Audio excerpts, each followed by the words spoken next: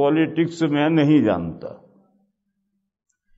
ہندوستان کا وزیر اعظم مودی ہے، اس کو میں جانتا ہوں، اور وہ اس لیے جانتا ہوں کہ وہ بدنام زمانہ ہے،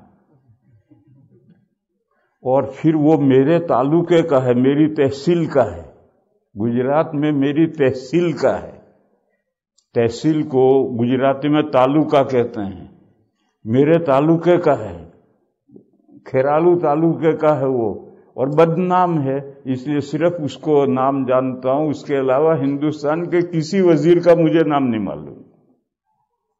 جب اپنے ملک کے سیاست ہی سے میں واقف نہیں ہوں تو دنیا کی دوسری ملکوں کی سیاست سے کیا واقف ہوں؟ میڈل ایسٹ میں کیا ہو رہا ہے مجھے کچھ پتہ نہیں. میں نہ اخبار پڑھتا ہوں، نہ ریڈیو سنتا ہوں، نہ میرے پاس موبائل ہے، نہ میرے پاس کچھ نہیں. میں تو قرآن حدیث اور فقہ میں رات دن گھسا رہتا ہوں، اسی کو پڑھتا ہوں. لہذا دنیا کے کسی ملک کے پالیٹکس کے بارے میں مجھ سے مت سوال کرو.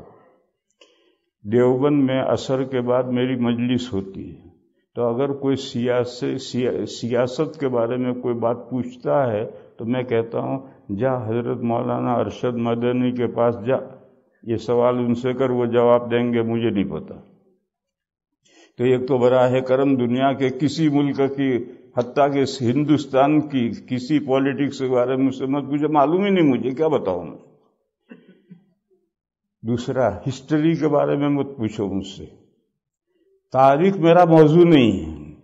میں نبی پاک صلی اللہ تعالی علیہ وسلم کی تاریخ جانتا ہوں، صحابہ کی جانتا ہوں، تابعین کی جانتا ہوں، بس. قرآن و حدیث کو سمجھنے کے لیے 3 دوروں کی تاریخ جاننا ضروری ہے، وہ میں جانتا ہوں. اس کے بعد کی تاریخ میرا سبجیکٹ ہی نہیں ہے.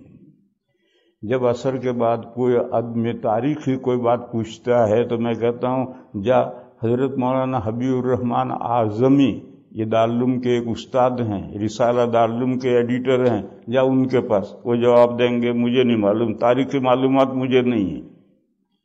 لہذا براہ کرم کوئی تاریخی معلومات مجھ سے آپ جاننا چاہیں، میں جانتا ہی نہیں، کیا بتاؤں گا آپ کو. تیسرا، آپ کے جو مقامی مسائل ہیں وہ مجھ سے مت پوچھو.